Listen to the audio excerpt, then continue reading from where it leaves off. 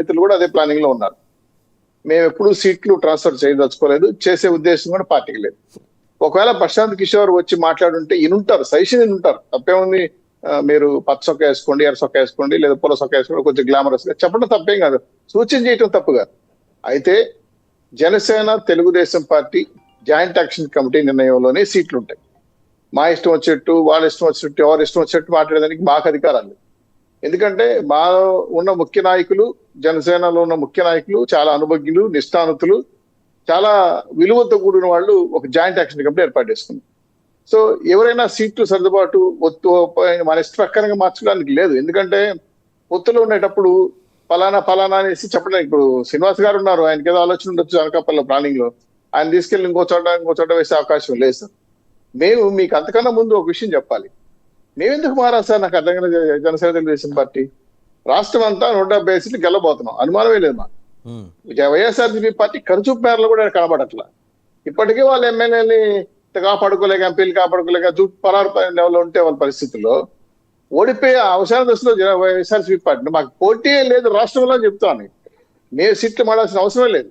ఒకవేళ ప్రశాంత్ కిషోర్ చెప్పింది కూడా ఏంటంటే, నాకున్న సమాచారం ప్రకారం 53% పైచిలకు ఓట్లతో మీరందరూ గెలుస్తున్నారని చెప్పాడు. కానీ సీట్లు అలాగే కాన్స్టిట్యూన్సీ నియోజకవర్గాల్లో మార్పులు చేర్పులని చెప్పలేదు.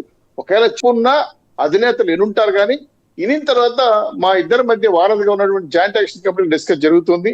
100% జనసేన తెలుగుదేశం పార్టీ మధ్య వివాదాలు అయితే టీకప్లు తుఫాన్లే. ఎవరి సీట్లు ఎవరు గల్లంత కావాల్సిన అవసరం లేదు. సేఫెస్ట్ కోసం సలహా చెప్పచ్చు, కార్లో పోతుంటే బెల్ట్ వేసుకోండి, స్మోక్ తాగదండి, తప్పేం కాదు కదా. అయితే పార్టీ అధినేతలే ఫైనల్ లిస్టు, పవన్ కి మాట్లాడి ఫైనల్ చేస్తారు. అయితే కుప్పం సీట్ ఇటు పరిస్థితుల్లో మేము వదులుకోం. మాకు 100% మేము ఈరోజు లోకల్ బూత్ కూడా మీటింగ్ పెట్టుకుంటాం. కంటిన్యూ 3 days అక్కడ ఉంటారు సార్ కూడా. కాబట్టి మాకున్న సమాచారం ప్రకారం ఆయన వెళ్ళట్లేదు. బాలకృష్ణ గారు కూడా హిందూపూర్ నుంచి వెళ్ళట్లేదు. పూర్తి స్థాయిలో వైఎస్ఆర్సీపీ వర్గం రకాల ప్రజల నుంచి వ్యతిరేకత ఉంది.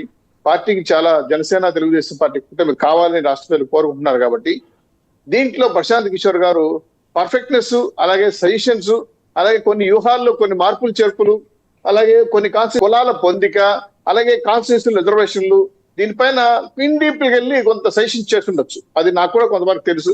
అయితే ఇది కేవలం పార్టీ వరకే ఉంటది, పార్టీ అధినేతల వరకు తీసుకుంటారు. ఎంతవరకు తీసుకోవాలనేది ఒకటి. 2 ముఖ్యమైన విషయం, ప్రశాంత్ కిషోర్ గారు ఇంకా మాకు యువకర్త కాదు సార్. అది అఫీషియల్ గా ఎక్కడ మేము చెప్పలేదు, మాకు కాదనే తెలుసు. ఆయన ఏదో సలహా చెప్పడానికి ఆయన వచ్చింది వేరే పని మీద మాత్రం తెలుసు. వేరే పని కూడా మీకు కూడా తెలుసు. మీరు వేరే పని ఏంటో అందరికీ చెప్పొచ్చు కదా. వేరే పని ఏం లేదు sir. National party general elections జరుగుతున్నాయి, పార్లమెంట్ ఎలక్షన్ జరుగుతున్నాయి. పార్లమెంట్ లో కొన్ని సీట్లు సలహా మేరకు వాళ్ళకి వీళ్ళకి ఇద్దామని ఆలోచనతో డిస్కస్ చేస్తున్నారు. కానీ పార్లమెంట్ సెగ్మెంట్స్ 20 సెగ్మెంట్లు తెలంగాణలో కొన్ని కలిపి ఎలా ఉంటే బాగుంటుందని సలహా తీసుకోవడానికో లేదా సూచన చేయడానికి వచ్చారు. కానీ ఇంకే వేరే విషయం కాదు. మీరు అన్నట్టు ఆయన ఎట్లా వృత్తిరీత్యా సెఫాలిస్ట్ అనలిస్ట్ కాబట్టి సజెషన్ చేయొచ్చు, తప్పేం కాదు. సలహా ఇచ్చారు కూడా, అవి కూడా తీసుకున్నారు.